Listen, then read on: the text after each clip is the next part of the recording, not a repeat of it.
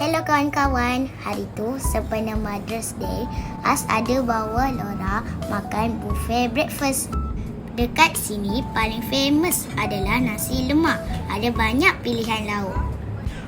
Selain tu juga ada banyak pilihan makanan sampingan yang sedap-sedap.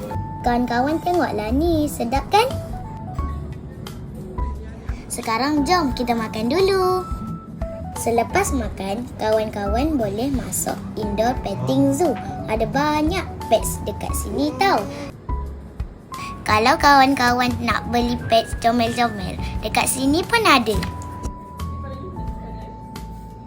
Dekat sini pun ada jual keperluan dan makanan pets kita. Jomlah kawan-kawan, makan dan main haiwan di sini.